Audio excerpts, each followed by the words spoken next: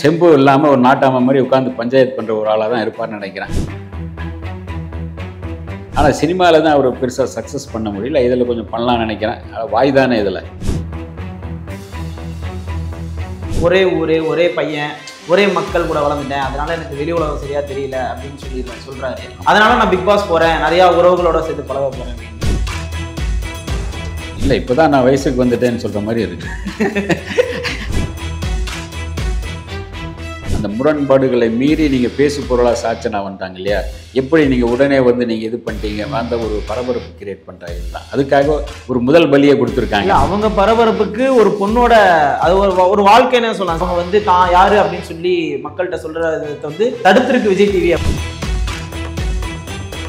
ஏறக்குறைய உங்களுக்கு குழாயடி சண்டை மாதிரி வரும்போது தான் ஒரு பெருசாக போகும். அது குழாயடி சண்டைக்கான மூமெண்ட் இன்னும் வரல. போன கேள்வி பதில் ஏதோ 2 வார்த்தைகள் நீங்கள் அதிகமாக சேர்த்துட்டீங்க, அது சேர்த்துடாதீங்க. தலைவா, இதோடு போகிறோம். நீங்கள் மிகைப்படுத்தி என்ன சொல்லாதீங்க. திரைக்கால நேயர்களுக்கு வணக்கம். இன்னைக்கு பிக் பாஸ் தான் ரொம்ப பேச்சு பொருளாக இருந்துகிட்டு இருக்கு. ஆரம்பிச்ச இடத்துல இருந்தே இப்போ பல பிரச்சனைகள் வந்து போயிட்டு இருக்கு. அதை பற்றி பேசுவதற்காக சீனியர் ஜெர்னலிஸ்ட் சவிதா ஜோசப் அவர்கள் நினைச்சிருக்காங்க. சார் வணக்கம். சார் வணக்கம் சார். பிக் பாஸ் சீசன் 8 ஆரம்பிச்சு 2 நாள் ஆயிடுச்சு. விஜய் சேதுபதி வந்ததுலேருந்தும் ஒரு கான்ட்ரவர்சியல், இப்போ ஆரம்பிச்சதுலேருந்துமே ஒரு கான்ட்ரவர்சி போயிட்டு இருக்கு. பார்த்துட்டீங்களா சார், எப்படி போயிட்டு இருக்கு பிக் பாஸ்? போயிட்டு ஃபர்ஸ்ட் எபிசோட் ஃபுல்லாக பார்த்தேன்னா, செகண்ட் எபிசோட் கொஞ்சம் தான் பார்த்தேன். ஃபர்ஸ்ட்டு வந்து பார்க்கும்போது கொஞ்சம் ஃபர்ஸ்ட்டு ரவீந்திரன் தான் உள்ளே வந்தார். நடக்க முடியாமல் வந்து அவர் பாவம், அவருடைய உடல் அவ்வளோ எடுத்துகிட்டு வர்றது பெரிய கஷ்டம் தான். அது அந்த உடலை வந்து, ஆனால் அதிகமாக அவர் வெளியே சுற்றாமல், அந்த பிக் பாக்ஸில் வந்து அதிகமாக சுற்றாமல் ஒரு இடத்துல உட்காந்து பஞ்சாயத்து பண்ணுற ஆள் ஒரே ஆள் தான். ஒரு செம்பு இல்லாமல் ஒரு நாட்டாம மாதிரி உட்காந்து பஞ்சாயத்து பண்ணுற ஒரு ஆளாக தான் இருப்பார்னு நினைக்கிறேன். ஓகே. அவராலையும் கொஞ்சம் நகர முடியாது. உட்கார்ந்த இடத்துல எல்லோரும் அவர் தான் தேடி வர்றாங்க. அசையாமல், ஆடாமல் அசையாமல் அப்படியே கொஞ்சம் ஓரளவு கொஞ்சம் ஆடி கிடி பண்ணிட்டு இது பண்ணுறாரு. ஆனால் சினிமாவில் தான் அவர் பெருசாக சக்ஸஸ் பண்ண முடியல. இதில் கொஞ்சம் பண்ணலாம்னு நினைக்கிறேன். வாய் தானே இதில். வாய் தானே மூலதனம். இங்கே அந்த மாதிரி கொஞ்சம் வாயை மூலதனம் வச்சு கொஞ்சம் இது பண்ணலாம். அவர் வந்து சினிமாவில் எடுத்த படங்கள் பெரும்பாலும் அவருக்கு ஒரு என்னென்னமோ சொல்லுவார், இந்த படம் இப்படி எப்படி, அந்த பண்ண அப்படி இப்படின்னு கடைசியில் பார்த்தா அந்த படம் அவரை கவுத்து விட்டு தான் போகும். இதில் பரவாயில்ல. இதில் கொஞ்சம் ஓரளவு 2வது ஒய்ஃப் வந்து ஓரளவு இவருக்கு ஒரு சென்டிமெண்ட்டாக இதாச்சான்னு தெரியல. ஒரு பிக் பாஸ் வந்திருக்கிறது, ஒரு தயாரிப்பாளர் வந்திருக்கிறது ஒரு ஓரளவு கொஞ்சம் ஏன் அப்படின்னு தெரியல. ஆனாலும் ஒரு நல்ல வரவேற்கத்தக்க ஒரு விஷயந்தான். நடிகர்கள் மட்டும் வரணும், புதுமுகங்கள் மட்டும் வரணும் இல்லாமல் ஒரு தயாரிப்பாளரும் வர்றது நல்ல விஷயந்தான். ஓகே. அவர் தான் ஏதோ பிரச்சனை கிளப்ப போறாரு அப்படின்னு சொல்லிட்டு எதிர்பார்த்துட்டு இருக்கிற வகையில் வேற பிரச்சனைகள்லாம் வந்துச்சு. ஆமாம், பிக் பாஸ் ஆரம்பிச்சதுலேருந்தே ஒரு பிரச்சனை போய்கிட்டு இருக்குன்னா, விஜய் சேதுபதி அவர்கள் வந்து எப்படி கமல் சார் இடத்த நிரப்புவார் அப்படின்ற பிரச்சனை போயிட்டு இருக்கையில எல்லார்ட்டையுமே நேர்பட அதிகமாக பேசிட்டு இருந்தாரு. இதுதான் இது அப்படின்ட்டு பேசுறதுனால அது ஒரு கான்ட்ரவர்சி ஆச்சு. ரஞ்சித் அவர்கள் எடுத்த அந்த கூட அது இல்லை சார், நான் பீஸ்மர் நல்ல படம் அப்படின்னு சொல்லி அது ஒரு கலாச்சாரம். அதெல்லாம் பாக்குறீங்க. அவரு கமல்ல நீங்க ஒப்பிட்டு பார்க்கும்போது கமலுக்கு வேற மாதிரி ஒரு கமலுடைய ஒரு போர்ஷன் வேற. அவருடைய பெரும்பாலும் வந்து அவர் உட்கார்ந்து அல்லது ஒரு இடத்துல நின்று ஒரு குரல் மட்டும் வரும், இது மட்டும். இவர் என்ன ஃபர்ஸ்ட்டு வந்து எல்லாமே வந்து நேரடியாக பேசுகிறாரு. ரொம்ப கேஷுவலாக தான் பேசுகிறாரு. உங்களுக்கு ரொம்ப சிரமப்பட்டு இது படத்தில் கேஷுவலாக பேசுகிறாரு. அவங்களுடைய குடும்பத்தாரை கேட்குறாரு. அதாவது குடும்பத்தில் யார் நல்லா பேசுவாங்க இவர் ஜட்ஜ் பண்ணிக்கிறார் கரெக்டாக. அப்பாவா அம்மாவா. இப்போ முதல் ஒரு கேள்வியில் அவங்க யார் பதில் சொல்கிறாங்க அதில் வச்சு, அப்போ நீங்கள் வாங்க மேலே வாங்க அப்படின்னு அவங்கள வச்சு சரி என்ன எப்படி பேசலாம் அப்படிங்கிறது அவங்க தெரிஞ்சது.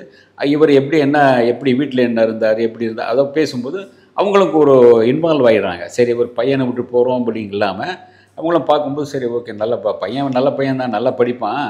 ஆனால் சில இடங்களில் நிறைய அந்த செல்ஃபோன் வந்த பிறகு இதாகிட்டான் அப்படின்லாம் சொல்லுவாங்க இல்லையா. அதெல்லாமே தாங்கி அந்த பசங்க, அந்த ஃபேமிலி, அது அந்த இடத்துலையும் கொஞ்சம் டெவலப் பண்ணுறாரு. கொஞ்சம் அந்த விஷயங்களை டெவலப் பண்ணி அவங்களுக்குள்ள ஒரு புரிதல் என்ன ஏது அப்படின்னு சொல்கிறாரு. கடைசியாக கமல் அந்த மாதிரி அந்த அளவுக்கு போக மாட்டார். நீங்கள் உட்காந்துருப்பீங்க, அப்படியே கேள்வி கேட்பார், அப்படியே இது பண்ணுவார். இது ஏறக்குறைய கமலுக்கான ஒரு அந்த அப்டேட். கமல் வந்து எப்போவுமே அப்டேட்டாக இருப்பார். அந்த வகையில் உங்களுக்கு இவரும் விஜய் சேதுபதியும் அப்டேட்டாக இருக்கக்கூடிய. இப்போ ரஞ்சித் அவர்கள் வந்து இங்கே வெளியில் ஹாப்பி ஸ்ட்ரீட் வச்சாலே என்ன பெண்கள்லாம் அப்படி ஆடுறாங்கன்னு சொல்லி பேசக்கூடிய நம்பர்.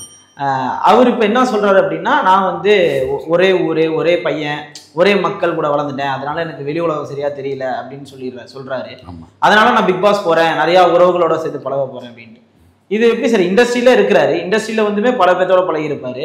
இப்போ நான் வந்து இப்போ போனாதான் நான் புரிஞ்சுக்க போறேன் அப்படின்ற ஒரு விஷயத்தை சொல்றாரு. இது ஒரு முரணா இருக்கு. எப்படி பாருங்க? இல்லை, இப்போதான் நான் வயசுக்கு வந்துட்டேன்னு சொல்ற மாதிரி இருக்கு. ரஞ்சித் நீங்கள் இத்தனை நாள் வந்து அவர் பண்ண படங்கள் அதாவது நீங்கள் ஆரம்பத்தில் பண்ண படங்கள் சேரன் படங்கள் இல்லையா, பாரதி கண்ணம் ஆகட்டும், மறுபடியும் தேசிய கீதம் ஆகட்டும், சில படங்கள்லாம் இப்போ உங்களுக்கு அதாவது அந்த அவரவர் வாழ்க்கையில் என்னது பாண்டவர் பூமி ஆகட்டும், ஒவ்வொன்றும் வெரைட்டியான படங்கள் பண்ணியிருப்போம். அதுக்கு காரணம் வந்து சேரனுங்கிறது நம்ம இப்போ தெரியுது. சேரன் தான் இவருக்குள்ளே ஒரு முற்போக்கான ஒரு நல்ல மனிதராக, முற்போக்கான ஒரு ஆளாக உருவாக்கியிருக்காருன்னு தெரியுது. அதுக்கு பிறகு தான் கண்டம்பாப்பாளையம் என்ன பாளையம் கவுண்டம்பாளையம் அந்த அந்த ஒரு பாளையத்தில் வந்து தான் உங்களுக்கு கண்டதெல்லாம் பேசி மாட்டிக்கிட்டார், இது பண்ணார். அதுக்கு வருத்தம் வர தெரிவிக்கிறாரு, நான் ஒரு படம் பண்ணிட்டேன் அப்படின்ட்டு வருத்தம் வர தெரிவிக்கிறாரு. அதுதான் வந்து உங்களுக்கு ஒரு விஜய் சேதுபதி அவர் வந்து கொஞ்சம் ஓரளவுக்கு ஒரு சமூக அக்கறை உள்ள ஆசாமி. கொஞ்சம் கண்டிப்பாக என்னதான் ஒரு இது எழுதி கொடுத்துருந்தாலும் கூட இந்த நேரம் தான் கேட்கக்கூடிய நேரம்னு கரெக்டாக அந்த நேரத்தில் கேட்டுருவார். அதுக்கு அதான் நேற்று வந்து கரெக்டாக வந்து அதை போட்டு உடைச்சிட்டாரு. அந்த மாதிரி இருந்த ஆளா இவன் நீங்க அப்படிங்கிற மாதிரி தானே. அப்புறம் நீங்க எப்படி உள்ள போறீங்க அப்படிங்கிறாரு. அப்புறம் எனக்கு உலகமே தெரியலங்கிறது ரொம்ப ரொம்ப வந்து ரொம்ப இதான விஷயம். ஏன்னா இங்கே தானே நம்ம இங்கே தான் இருப்பார் வீடு. முன்னே அடிக்கடி நம்ம வீட் பண்ணுவோம். கல்யாணம் பண்ண சமயத்தில் அதுக்கு முன்னே எல்லாம் அடிக்கடி தெரிய வந்து கலாய்ப்போம், பேசுவோம். நாங்கள் பத்திரிகையாளருங்கிற முறையில் இங்கே தான் வீடு இருக்கும்போது வந்து பேசியிருக்கோம். அதெல்லாம் நல்லா கலகலப்பாக பேசக்கூடியவர் தான். எனக்கு இப்போ தான் எனக்கு உலகத்துக்கே வர்றேன், இப்போ தான் எனக்கு தெரியல, 4 பேரோடு பழகிறேன் அப்படின்னா, இப்போ நீங்கள் 4 பேரோட இது வரைக்கும் பழகவே இல்லை. இப்போ டிவி சீரியலில் நடிக்கும்போது 4 பேர் பழகலை, படங்கள் நடிக்கும்போது 4 பேர் கூட பழகலை. அப்போ வந்து நீங்கள் எல்லாமே சும்மா நீங்கள் ஒரு பம்மாத்து பண்ணுறீங்க. சும்மா நான் எனக்கு ஒன்றும் தெரியாத பையன், இப்போ தான் வயசுக்கு வந்திருக்கேன், பார்த்து பண்ணுங்க அப்படிங்கிற மாதிரி ரொம்ப உப்பேத்துற மாதிரியான. ஏற்கனவே 2-3 கல்யாணம் பண்ணிவர், அந்த பெண்களையும் விட்டாச்சு.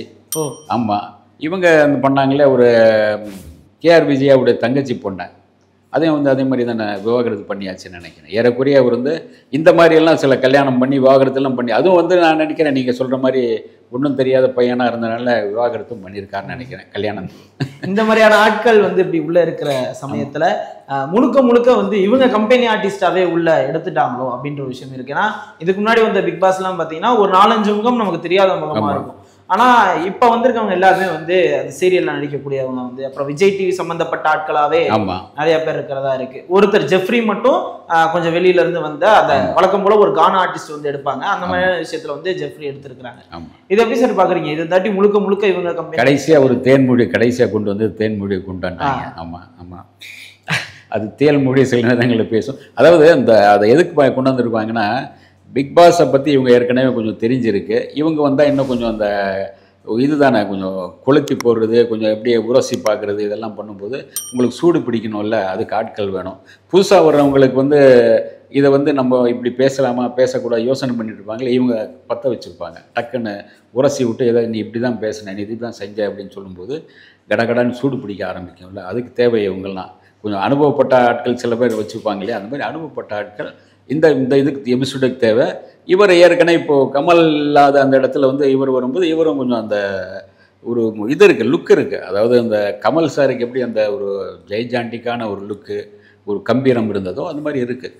என்னை ஏறக்கூடிய இதுக்கு வந்து நான் ஆரம்பத்திலே நான் சொல்லியிருப்பேன் கேட்கும்போது, விஜய் சேதுபதி சிவகார்த்திகேயன் கேட்டுருங்க, சிவகார்த்திகேயனோட இவர் பெட்டர். ஓகே, ஏன்னா அந்த ஒரு ஆளுமை திறன் இருக்கணும். நீங்கள் பேசும்போது கேட்குறதுக்கும் அந்த பதில் சொல்கிறதுக்கும் அவங்களுக்கு ஒரு கேட்கும்போது ஆமாம் இவர் பெரிய மனுஷன் மாதிரி இருக்காரு அப்படின்னு தோணும். சார் இப்போ விஜய் சேதுபதி அப்படின்னாலே ஒரு யதார்த்தம் அப்படின்றதான் சொல்லுவாங்க. ஆக்டிங்கும் சரி, அவர் நார்மலாக நம்ம கூட பழகும் போதும் சரி, ஷோலையுமே வந்து அவர் யதார்த்தமாக தான் இருக்கிறாரு. அந்த ஷோ ஹோஸ்ட் பண்ணுறதுக்குன்னு ஒரு சில வரமுறைகள் இருக்கும். அந்த மாதிரி எதுக்குள்ளேயுமே அவர் சிக்காம யதார்த்தமா எப்படி நம்ம மக்கள்கிட்ட பேசுவோமோ, ஒரு கண்டஸ்டன்ட்ட பேசுவோம், அந்த மாதிரி பேசுறாரு.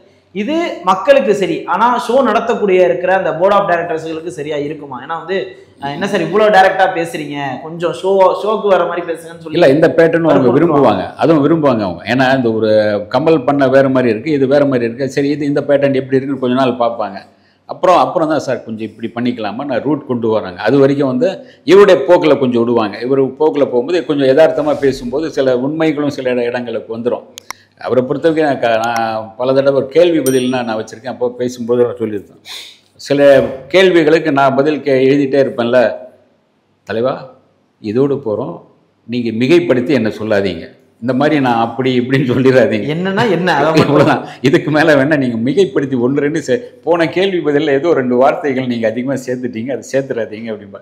அதாவது தான் நினைக்கிறத அது கரெக்டாக அவ்வளோ வந்தால் போகிறோம். நான் என்னென்ன ரொம்ப பெருசாக நீங்கள் நினச்சிடாதீங்க, நான் இவ்வளோ தான் அப்படிங்கிற அந்த அந்த ஒரு யதார்த்தமான இது. அதுதான் இங்கே பேசும்போது கூட அந்த யதார்த்தத்தோடு அதே சமயத்தில் இது இப்படி வந்தாகணும்.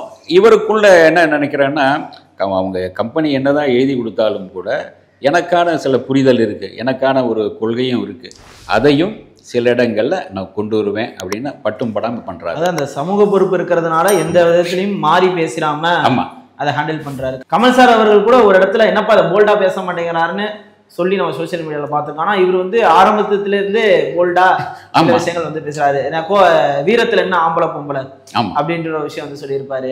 இன்னொரு பக்கம் வந்து சார் எங்க ஊர்லயும் வாங்கன்னு தான் சொல்லுவோம், எங்க என்ன போங்க நான் சொல்லுவோன்ற விஷயம் சொல்லியிருப்பாரு. இப்படி நெத்தேரியா பேசுறது வந்து கம்பெனிக்கு அதை விஜய் டிவி அவர்களுக்கு ஏதாவது பிரச்சனை வரும்? அது பிரச்சனை வராது. அது வந்து கொஞ்சம் வேற ஒரு கலராக தெரியுது, எல்லாம் கொஞ்சம் கலகலப்பாக இருக்குது. சரி நம்ம எழுதி கொடுத்தது கொஞ்சம் பெட்டராக இருக்குது, ஓகே அப்படிம்பாங்க. ஏன்னா இவருடைய ஸ்டைல் வரும்போது அப்படி வந்தாகணும். அது இல்லாமல் நீங்கள் அவங்க ஒரு வார்த்தையோட ஓகே போகலாம் நீங்கள் அப்படின்னா அது சரியாக இருக்காது. சிலது வந்து நீங்கள் நல்லா இருக்கீங்களா போயிட்டு வரலாம் நீங்கள் அப்படின்னா அது போய் இல்லாமல் பக்கத்தில் இருக்கிறவங்க எதிரில் இருக்கிறவங்க அல்ல உங்களை பற்றி இப்படியும் ஒன்று இருக்குது அப்படின்னு நீங்கள் கலாய்க்கும் போது தான் அவனும் கொஞ்சம் வெளிப்படையாக பேசுவான், இவரும் கொஞ்சம் வெளிப்படையாக பேச வைக்க முடியும். போய் விளையாடுங்க தான் சொல்கிறாங்க. யாரையும் போய் உள்ளே போய் நீங்கள் குடும்பம் நடத்துங்கன்னு சொல்கிறதில்ல, நல்ல விளையாடுங்க. ஏதோ மைதானத்துக்கு அனுப்புகிற மாதிரி தான் ஒவ்வொருத்தனையும் போய் நல்ல விளையாடுங்கன்றான்னு சொல்கிறாங்க. யார் என்ன பால் போட போகிறாங்க, என்ன இது போட போகிறாங்கன்னு இனிமேல் தான் ஒவ்வொன்றா தெரியும். இப்போ ஆரம்பித்து ஒரு 2 நாள் தான் ஆகுது, அதுலேயே பல குளறுபடிகள் வந்து நடந்திருக்குது. முதல் எவிக்ஷனையும் நடத்தி முடிச்சுட்டாங்க. 24 மணி நேரம் எவிக்ஷன் சொல்லிட்டு சாச்சனா அவங்க தான் 2வது கண்டஸ்டண்டாக வந்தாங்க, அவங்கள இப்போ வெளியே அனுப்பியிருக்கிறாங்க. இது எப்படி சார், இது என்ன முரணா இருக்கு? ஏன்னா வந்து 24 மணி நேரத்தில் எப்படி ஒருத்தங்களை பற்றி தெரியும், எப்படி நாமினேட் பண்ணாங்க அப்படின்ற விஷயம் தெரில. அவங்க விளையாட்டாக சொல்ல போன ஒரு விஷயத்த வச்சே நாமினேட் பண்ணி வச்சிருக்கிறாங்க. இது எப்படி பார்க்குறீங்க? சாச்சனாவை சாட்சிப்பிட்டாங்க.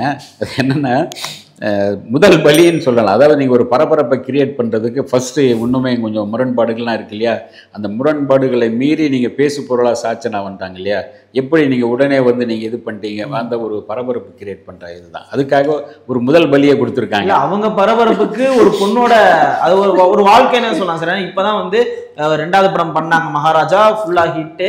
அப்போ இந்த பிளாட்ஃபார்ம் மூலயமா அவங்க வந்து தான் யாரு அப்படின்னு சொல்லி மக்கள்கிட்ட சொல்கிறத வந்து தடுத்திருக்கு விஜய் டிவி அப்படின்னே சொல்லலாம். ஆமாம், இல்லை அப்படி சொல்ல முடியாது. என்னென்னா இப்போ பலி மாதிரியே வெளியே அனுப்பியிருக்காங்க. சப்போஸ் திடீர்னு ஒரு நாள் கூப்பிட்டுருவாங்க, கூப்பிட்டு அந்த அந்த அந்த ஏரியாக்குள்ளே நீங்கள் போங்கம்மா, சரி நீங்கள் இப்படி பேசிட்டீங்க ஆனாலும் கூட அப்படி இப்படின்னா ஏதாச்சும் ஒன்று சொல்லிவிட்டு மறுபடியும் உள்ள அனுப்பிடுவாங்க. ஏன்னா அதுக்கான ஒரு சாத்தியம் இருக்குது. ஏன்னா ஏற்கனவே அந்த மாதிரி ஒன்று பண்ணியிருக்காங்க நினைக்கிறேன். வெளியே போன ஆட்களையும் வந்து உள்ளே கொண்டு வந்திருக்காங்க. ஏதாச்சும் ஒரு அவங்களுடைய இதுலேயே தான் இருப்பாங்க. அவங்க கடைசி முடிகிற வரைக்கும் அதில் தான் இருப்பாங்க. மறுபடியும் கூட்டிகிட்டு வந்துடுவாங்க. ஏன்னா இப்போது ஃபஸ்ட்டு பலியாக கொண்டு வரும்போது அது ஒரு பரபரப்பு கிரியேட் பண்ணியாச்சு. சரி அந்த பொண்ணு கொஞ்சம் இப்போ நீங்கள் சொன்ன மாதிரி அதுவும் நினச்சி பார்க்க வேண்டியிருக்குல்ல, இப்போ தான் வளர்ந்து வர்ற பொண்ணு, இப்போ வந்தால் அது நல்லா இருக்கும் அப்படின்னு சொல்லும்போது ஓகே மறுபடியும் கொண்டு வாங்க. அதே மாதிரி உள்ளே வந்தோடனே ஆண்கள் வர்சஸ் பெண்கள் அப்படின்ற ஒரு கேம்ல இருந்து ஆரம்பிச்சிருக்கிறாங்க. இல்லாட்டி முன்னாடி வந்து எல்லாருமே கலந்துருப்பாங்க, டீமாக பிரிப்பாங்க. இப்போ வந்து பெண்கள் தனியாக ஆண்கள் தனியாக பிரிச்சிருக்கிறாங்க. அதான் உள்ள நுழையும் போது யாரோ ஒருத்தர் கேள்வி யாரோ கேட்டிருப்பாரு, இது என்ன விசு வீடு மாதிரி இருக்கு அப்படின்னு. அந்த இவர் தான் அந்த பாரதி கண்ணம்மா அவர் குறுக்கே ஒரு கோடு போட்டிருக்க, விசு சம்சாரம் அது மின்சாரம் வீடு மாதிரி இருக்கு அப்படிங்கிற மாதிரி. அதனால்தான் இந்த பக்கம் சரி ஆண்கள் அது பெண்கள் எங்கே போகலாம் சொல்லு அப்படின்னு அவரே வந்து கேட்டுட்டு இருப்பார். இவர் ஒருத்தர் கேட்பாரு, தீபக் கேட்பாரு. தீபக் இதில் அவரும் நாடகங்களில் நிறைய பிஸியாக இருக்கிற ஆர்டிஸ்ட், அதுலேயும் இவர் வந்திருக்காரு அப்படிங்கிற ஒரு பெரிய விஷயம் தான் அவருக்கு. இல்லை சார், அது அந்த விஷயத்தை எப்படி பார்க்குறீங்க? இப்படி ஆண்கள் பெண்கள் வர்சஸ் விளாட்றது ஓகேவா? இது ஓகே தான். என்னென்னா உங்களுக்கு சர்ச்சைகள் வராமல் இருக்கணும் அப்படின்னு பார்க்குறாங்க. சர்ச்சைகள் வரும், ஆனால் 2 பேரும் ஒன்றா தான் உட்காந்துருப்பாங்க. இந்த பக்கம் வந்து பார்த்தீங்கன்னா உட்கார்ந்த இடம் பார்த்தீங்கன்னா பஞ்சாயத்து போர்டு தலைவர் மாதிரி தானே ரவீந்திரன் உட்காந்துருந்தார். அவர் சுற்றி தானே உட்காந்துருந்தாங்க. அவர் பக்கத்தில் ரஞ்சித் உட்காந்துருந்தார், அவர் பக்கத்தில் இன்னொருத்தர். அப்போ பார்த்தீங்கன்னா அவர் சுற்றி அங்கே தான் இருக்காங்க. அதனால் என்னன்னா ரவீந்திரன் கூப்பிட்டுக்கிறாரு, அவர் நடந்து போக முடியாதுங்கனால போயிட்டு ஒரு சின்ன சீட்டில் உட்கார முடியாது, உட்கார்ந்த சீட் உடைஞ்சிரும். அவரே சொல்கிறார்ல, சீட் உடையாத சீட்டாக பார்த்து உட்காரணுமே அப்படின்னு அந்த மாதிரி உட்கார்றாரு. அதனால் இவர் எல்லாமே இவர் பக்கம் சேர்ந்துடுறாங்க அல்லது ஏதாச்சும் ஒரு இடத்துல சேர்ந்துடுறாங்க. நீங்கள் ஒரு என்ன தான் கூடு போட்டாலும் ரோடு போட்டாலும் இந்த பக்கம் இருப்பாங்க, இல்லாட்டி இந்த பக்கம் இருப்பாங்க. இது வழக்கமாக நடக்கிறதான். நீங்கள் அப்படி இல்லாமல் வந்து நம்ம கோடு போடாமல் விட்டாலும் கூட அப்படி தான் இருக்க போகிறாங்க. ஓகே, இப்போ ஆரம்பத்திலே இந்த பரபரப்பு ஏற்பட்டதுனால எல்லாருக்குமான வாய்ப்பும் கிடைச்சிது. ஏன்னா எல்லாருமே தான் வாய்ஸை சவுட் அவுட் பண்ண ஆரம்பிச்சிட்டாங்க. உங்களுக்கு யாராவது பார்க்கும்போது தெரியாது சார் பர்டிகுலராக இவங்க கொஞ்சம் டஃப்பாக இருப்பாங்க அந்த சீசனில் அப்படின்ற மாதிரி? இல்லை, ஒரு 2-3 பேர் இருக்காங்க. அது யாருன்னு இன்னும் சொல்ல முடியல. அது கொஞ்சம் பார்க்க ஒரு 2 நாள் போயிடுச்சுன்னா உங்களுக்கு தெரிஞ்சிடும். ஓகே, இவர் யாராவது கிளறி விட்டுறாங்க, யார் கொஞ்சம் இன்னும் கொஞ்சம் இது பண்ணுவாங்க அப்படின்னு. ஏறக்குறைய உங்களுக்கு குழாயடி சண்டை மாதிரி வரும்போது தான் அவர் பெருசாக போகும். அது குழாயடி சண்டைக்கான மூமெண்ட் இன்னும் வரல. இப்போ ஃபஸ்ட்டு அவங்களுக்குள்ள ஒரு அறிமுகம், ஒரு கொஞ்சம் கொஞ்சமாக அவருடைய நான் நல்லவன் தான், நீயும் நல்லவன் தான் அப்படின்ற மாதிரி பேசிக்கிற மாதிரி தான் இருக்குது. இப்போ அறிமுகம் ஆகியிருக்காங்க.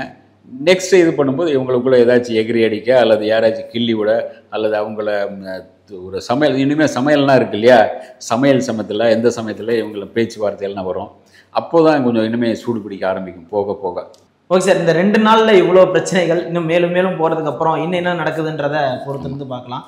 உங்கள் நேரத்தை ஒதுக்கி பல்வேறு விஷயங்கள் வந்து சொன்னீங்க. ரொம்ப நன்றி சார்.